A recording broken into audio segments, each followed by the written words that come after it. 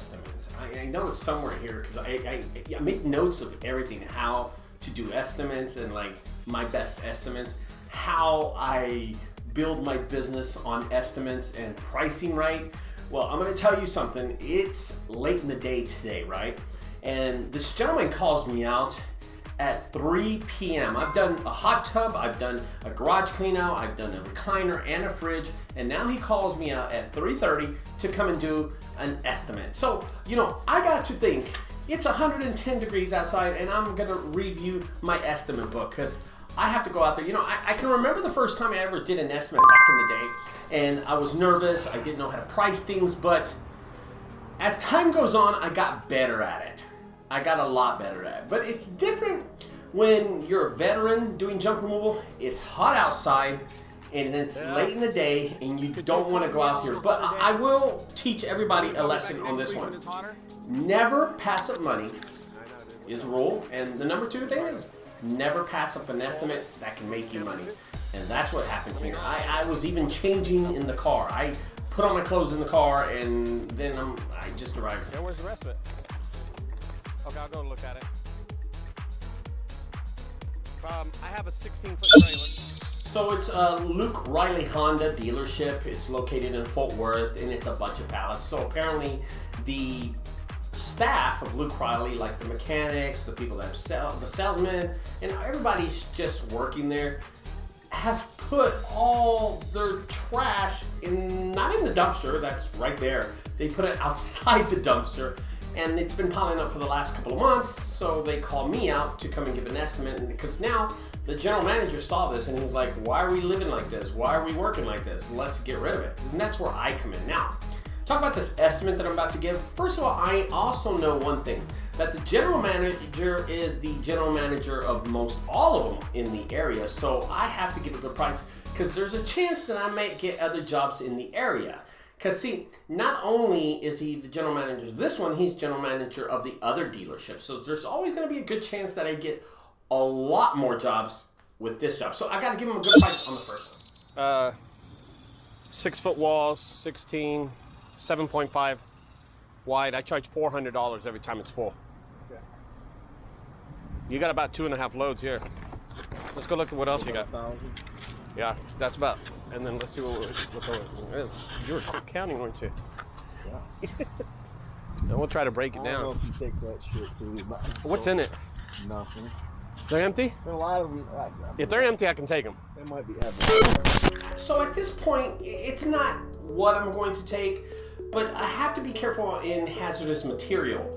I can't be taking just oil or some kind of liquid or gas or something that's flammable.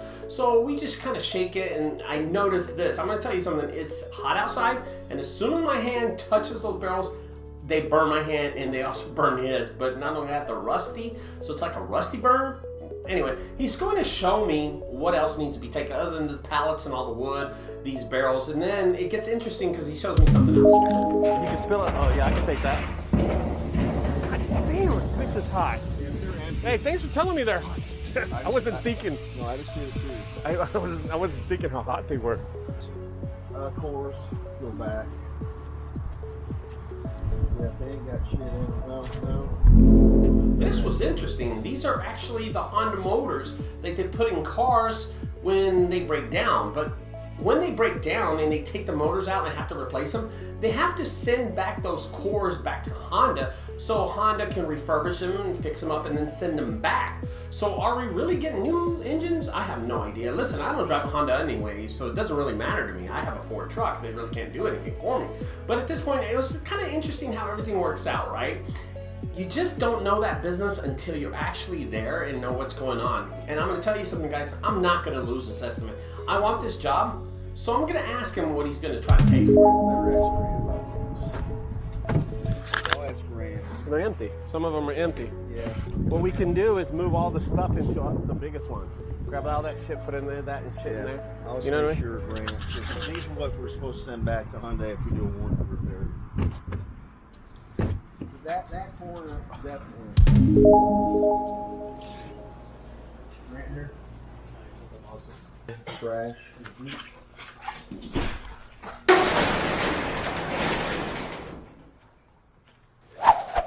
was actually just glad to get out of the heat. It was so scorching hot outside.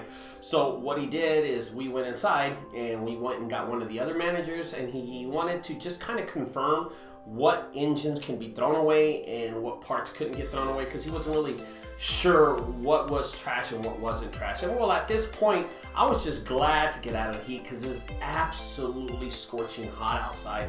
And as you could tell, there's not a lot of cover out here. This dealership is in the back. So the front end is where all the retail and sales and stuff go, but this is way at the back of the dealership, down this big old hill that my truck was like went down. I like coasted all the way there, almost missed the track. But this is what we're doing. And I'm telling you, he offered me water, and I was like, no, I'm good, because I actually have a whole igloo worth of water in the truck. Because it's hot. It's absolutely hot. Yeah, I like the website. I designed it myself. I'm a big YouTuber, man. I like how you answer your phone. I watched a couple of them. Oh, thanks. You like them? Yeah. There's the real funny ones, and then there's serious ones, you know? Yeah, I got, I was thinking about getting, one of the big roll-offs. Yeah. And then having all my employees loaded up Friday night. Because then once they get all this shit out of here, I'm going to have them go through the shop. If they want it, they got to take it home. If they don't want it, you cut them away. That's how I am at my shop, too. So what are you trying to spend? Tell me, I'll work with you. I'm trying to get my ass in the shade. I've been in the sun all day. You were all for 1,000. I think we're good. So I don't know if you noticed that, but the general manager did something like a sales technique that would try to drive the price down. But I think it's a natural instinct that Chris, the general manager, has, was just to tell me how he would do it if he doesn't hire me or the junk guys. So he said, I'd put a 40-yard dumpster and then have my employees one night come out and put it in there and feed them some pizza and beers and stuff, and they wouldn't care. And that's great. That's actually a good thing. It wasn't something he's going to do, but it was a technique that is used by salesmen to try to drive down the price. Now, I know Chris didn't mean it. He was just being honest. He was saying, hey, Ricardo, if we don't hire you, we'll do it ourselves. And at that point, I was like, okay, cool. I'll just back that whole thing up by saying, hey, how much are you willing to spend on a job like this? So he said $1,000, and then I, countered with that, and then we agreed on a price. And, well, of course, I got the job, and we're doing it tomorrow.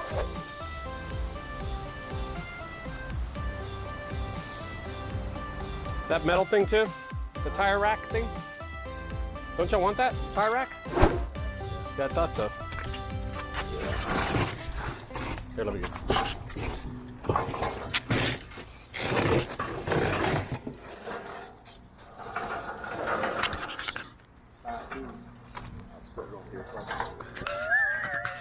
We're on a mission. Over there too. Okay, I'll let them know. All right, I'll see you tomorrow, bro. Sounds good. All right. You were saying about other locations or what? Yeah. So there's no reason to dwell at this job. The deal is done. We've agreed on a price, and it's just time for me to leave. The other manager actually came out and was reassuring the general manager the things that he doesn't need and what should be thrown away and what shouldn't be thrown away. And I saw in the whole mess of trash and debris that was there that there was these two good-looking tire racks, and they're made of metal. And I'm like, I have my eye on them. I'm like, so are you going to keep those? Or are you going to throw them away? He said, no, we're just going to throw them away. And I'm like, dude, I'm going to keep these things. These things look really, really good. So I'm kind of glad that he didn't, say, hey, we're just going to keep them. He kept them. He dragged them out, and then I was like, okay, helping him. And then all of a sudden, the other manager came and said, just toss those things. So we're going to get these cool tire racks, and that's pretty cool on my property. I think it's going to look great. I think I'm going to tell one of them to bring a flatbed, and then the other one to bring a trailer. I think the flatbed would be better. A lot of these pallets, I know people get money for them. Yeah. If they're good. We don't do shit with it. We just throw them away. Yeah. I mean, a pallet guy would know, but I don't fuck with pallet guys, you know? We get it all out. All right. All right, boss. See you tomorrow. All right. Sounds good. Okay. Bye-bye. Listen, guys, don't get me wrong. I know that business is slow for a lot of us out there. I know that people are struggling out there in junk removal. These new businesses that just started up are trying to get a foot in this industry. I realize that. And that's why I don't pass up on these estimates, because these are those jobs that will help you grow your business. And especially with the economy being as slow it is, and not the phone's not ringing as much as it used to be, this was an opportunity for me. So when it was 3:30 and I got this call by Chris, the general manager, I said, you know what? I'm gonna go do it. And look what happens.